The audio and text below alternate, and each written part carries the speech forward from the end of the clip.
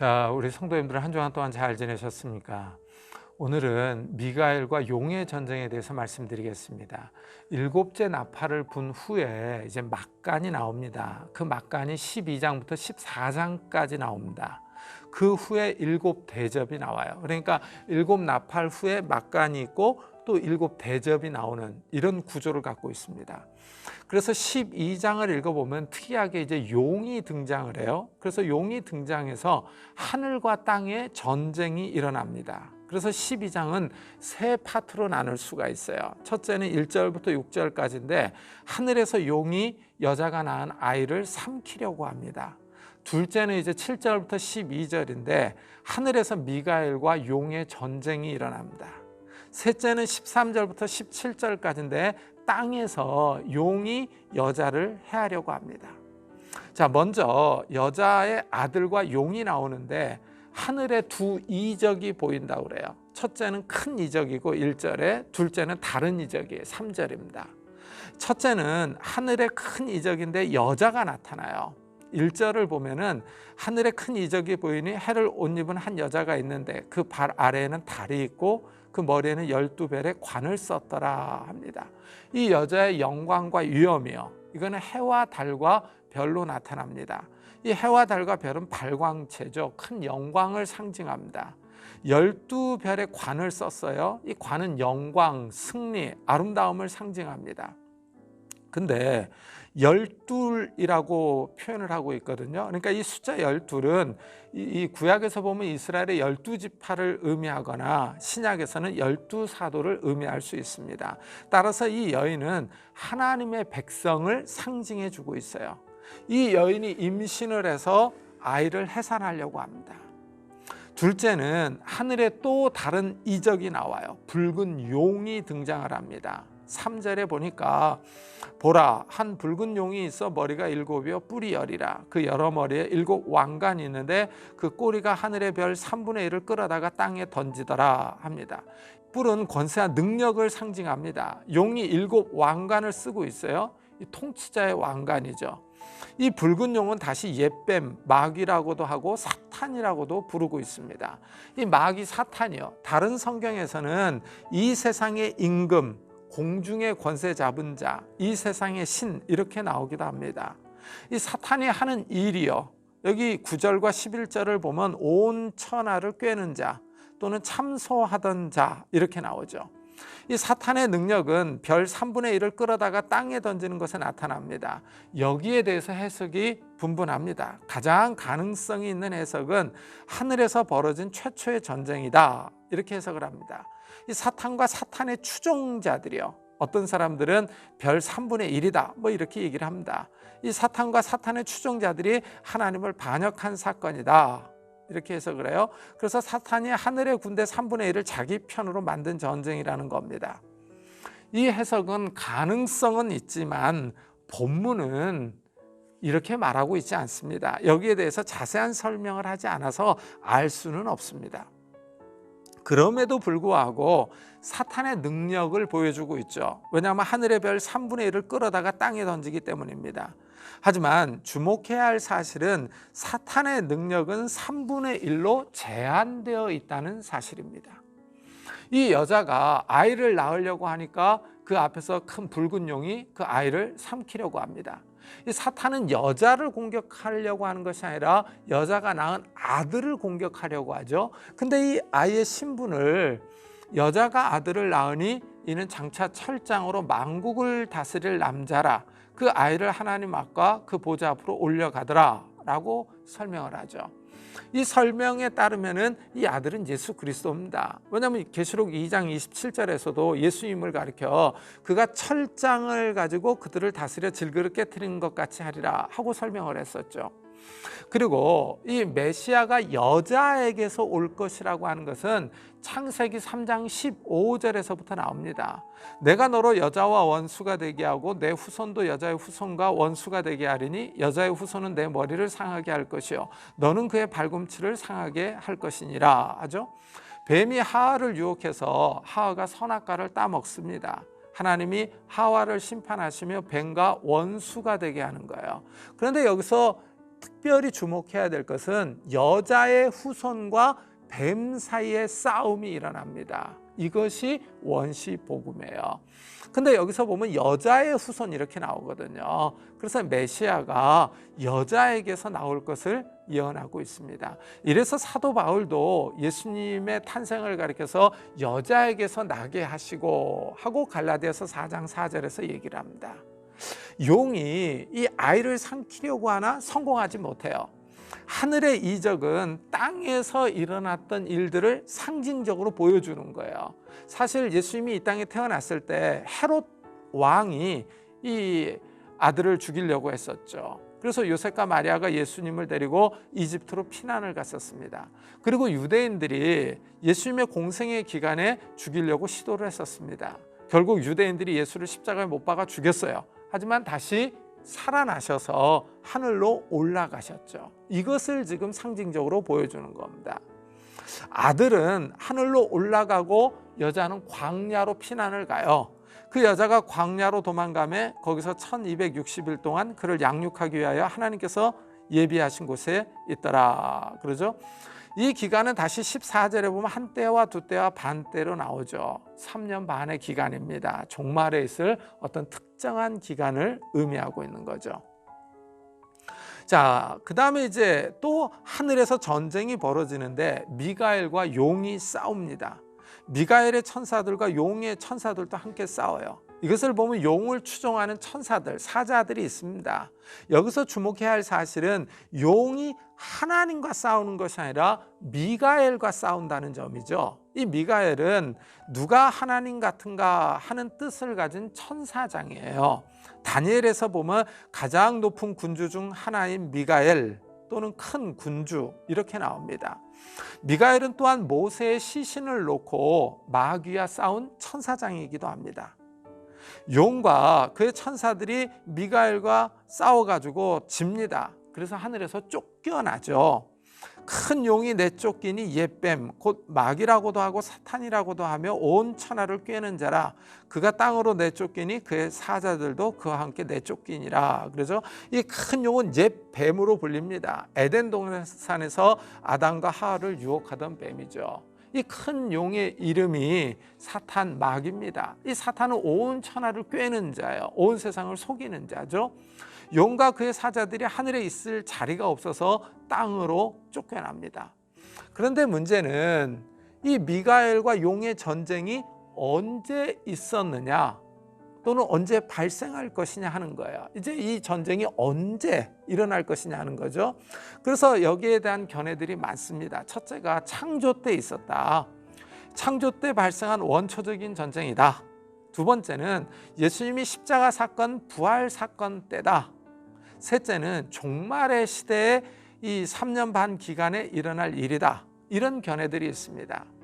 미가엘과 용의 전쟁을 해석할 때 이사야의 말씀을 자주 인용을 합니다. 이사야서 24장 21절에 보면은 그날에 여호와께서 높은 데에서 높은 군대를 벌하시며 땅에서 땅의 왕들을 벌하시리니 라고 나옵니다. 이사야는 하나님께서 높은 데에서 높은 군대와 땅의 왕들을 심판할 것을 예언을 해요. 근데 여기서 높은 데가 어디냐는 거예요.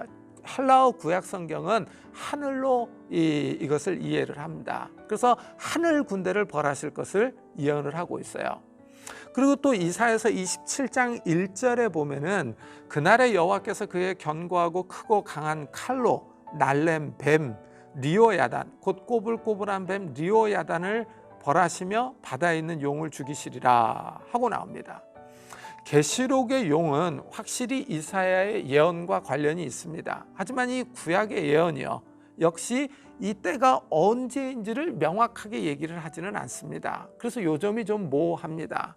이사야서 24장부터 27장은 소묵시록으로 불리는 본문이에요. 그래서 마지막 날들에 일어날 사건을 예언을 하고 있어요. 이사야가 예언한 이 마지막 날들은 신약 시대를 의미합니다. 신약 시대는 예수님의 초림부터 재림까지거든요. 따라서 이 이사야의 요 구절들도 미가엘과 용의 전쟁이 언제 일어났는지 명확한 시점을 알려주지는 않습니다. 이사야의 예언보다 더 구체적인 본문은 예수님의 말씀이에요. 사탄이 하늘로부터 번개같이 떨어지는 것을 내가 보았노라 하고 누가복음 10장 18절에 기록되어 있습니다. 이 말씀은 70인 전도대가 전도를 하러 갔다가 돌아와서 예수님께 보고할 때 예수님이 하신 말씀이에요. 사탄이 하늘에서 떨어졌다 그러죠. 자, 이 말씀이 요한계시록의 문맥하고 잘 맞습니다. 이 요한계시록 12장의 문맥을 살펴보면요, 1절부터 6절을 보면 용이 여자가 낳은 아들을 삼키려고 했지만 그 아들은 하나님 앞으로 올라갔어요. 그리고 7절부터 9절에서 용이 하늘에서 미가엘과 전쟁을 합니다. 그리고 10절부터 12절에 보면 용과 그의 사자들이 하늘에서 쫓겨난 후에 하늘에서 큰 음성이 들려요. 자, 이런 문맥하고 잘 맞죠, 요게요. 그리고 10절부터 12절에서 이 하늘에서 들리는 큰 음성의 내용이 또 이 미가엘과 용의 전쟁이 언제 일어났는지를 말해주고 있어요. 10절에 보니까 이제 우리 하나님의 구원과 능력과 나라와 또 그의 그리스도의 권세가 나타났으니 우리 형제들을 참소하던 자, 곧 우리 하나님 앞에서 밤낮 참소하던 자가 쫓겨났고, 그러죠. 그러니까 하나님의 나라와 능력과 구원이 나타난 것과 사탄이 쫓겨난 것과 관련이 있다는 거죠. 이것은 70인의 전도대가 하나님 나라의 복음을 전한 것과 관련이 있습니다. 그 다음에 두 번째, 여기서 보면은 사탄을 가리켜서 형제들을 참소하던 자라고 부르죠. 하나님의 백성을 고소하던 자예요. 비난하던 자입니다. 근데 이 사탄이 보면 우리 하나님 앞에서 항상 참소를 했죠. 그래서 이 밤낮 참소하던 자 이렇게 나오고 있습니다. 자, 그 다음에 이제 11절인데요. 또 우리 형제들이 어린 양의 피와 자기들이 증언하는 말씀으로써 그를 이겼으니 그들은 죽기까지 자기들의 생명을 아끼지 아니하였도다. 그렇죠? 예수를 믿는 사람들을 형제로 부르죠. 하나님의 백성입니다. 이 형제들이 사탄을 이기는 방법이 두 가지가 나오는데 첫째는 어린 양의 피예요. 이것은 예수님의 십자가 사건을 의미하죠. 예수님의 십자가 보혈은 구속적인 힘이 있습니다. 그래서 이 십자가를 믿는 사람들의 죄를 덮어주고 하나님께서 이 십자가의 사건을 믿는 사람들을 의롭다고 인정을 해줍니다. 둘째는 증언하는 말씀이에요. 이것은 하나님 나라의 복음이죠. 예수님의 십자가와 부활이 핵심입니다. 예수를 믿는 형제들은 복음을 위하여 순교할 각오가 되어 있는 거예요. 생명을 내놓고 사탄과 싸우는 겁니다. 이 성도들은 자신의 생명을 사랑하지 않습니다. 예수님을 더 사랑하죠.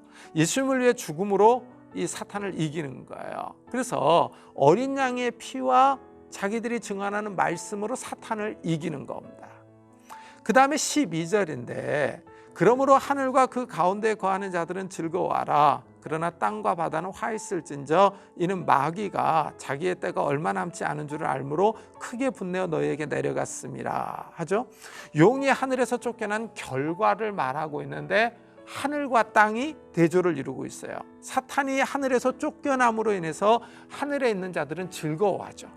그러나 땅과 바다는 화가 있습니다. 왜냐하면 사탄이 땅으로 내려왔기 때문이죠.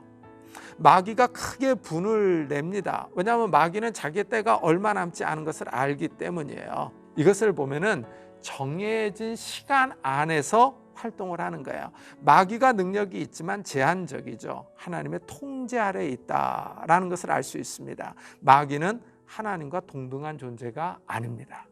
이렇게 문맥을 살펴보면은 미가엘과 용의 전쟁은 예수 그리스도의 십자가와 부활 사건과 관련이 있다. 이때 일어난 사건이다라고 하는 것을 알 수가 있죠. 자, 이제 용이 땅으로 쫓겨났어요. 용이 아들을 낳은 여자를 박해하려고 합니다. 이제는요. 그런데 여자가 큰 독수리 두 날개를 받아 광야로 가서 한 때와 두 때와 반 때 동안 뱀을 피합니다. 여자가 큰 독수리 날개를 받았다는 것은 출애굽의 구원을 기억나게 합니다. 이 출애굽의 구원 사건 때 보면은 내가 애굽 사람에게 어떻게 행하였음과 내가 어떻게 독수리 날개로 너희를 업어 내게로 인도하였음을 너희가 보았느니라 하고 설명을 하죠. 하나님이 이스라엘을 이집트에서 구원해서 신의 산까지 온 것을 독수리 날개로 업어왔다 이렇게 표현을 합니다. 이와 같이 하나님께서 용에게서 여자 즉 하나님의 백성을 보호하는 것을 이 큰 독수리 두 날개로 표현을 하고 있는 겁니다. 여자가 광야로 갑니다. 이 광야는 사람이 살기에 척박한 곳이죠. 이스라엘이 광야에 있을 때 하나님이 보호하시며 인도하셨습니다. 여자는 광야에서 하나님의 보호를 받을 것이에요. 뱀이 물을 토하여 여자를 물에 떠내려가게 하려고 합니다. 그러나 땅이 입을 벌려 그 물을 삼켜버리죠. 하나님의 보호가 있다라는 것을 보여주죠. 자, 용이 여자를 박해하려던 계획도 실패를 했습니다. 그러자 용이 이제는 여인의 자손을 박해하려고 그래요. 자, 박해의 대상이 점점 달라지고 있습니다. 하늘에서 전쟁에서 져서 땅으로 쫓겨왔어요. 땅에서 여자를 핍박하려고 했지만은 그것도 이제 뜻을 이루지 못하니까 여인의 후손을 박해하는 거예요. 그래서 17절에 보면은 여인이 여자에게 분노하여 돌아가서 그 여자의 남은 자손 곧 하나님의 계명을 지키며 예수의 증거를 가진 자들과 더불어 싸우려고 바다 모래 위에 서 있더라 하죠. 여자의 남은 자손을 가리켜서 하나님의 계명을 지키며 예수의 증거를 가진 자들로 설명을 합니다. 이것을 보면은 이들은 하나님의 백성으로 신약의 교회 공동체를 상징하는 거예요. 자, 이 환상은 하늘에서 땅으로 이동을 해요. 땅으로 쫓겨난 용이 성도들을 박해하려고 하는 거예요. 여기에 강조점이 있습니다. 용이 땅으로 쫓겨남으로 인해서 이제 땅에 있는 하나님의 백성에게 본격적인 박해가 임하는 거예요. 이것을 이제 13장에서 보여주고 있는 겁니다. 이래서 13장에서 보면 짐승이 나오고 666이 나오는 이런 모습을 볼 수가 있어요. 자, 오늘 말씀에 따르면은 사탄이 성도들을 박해해요. 이것은 종말의 시대를 살아가는 우리들과 관련이 있는 겁니다.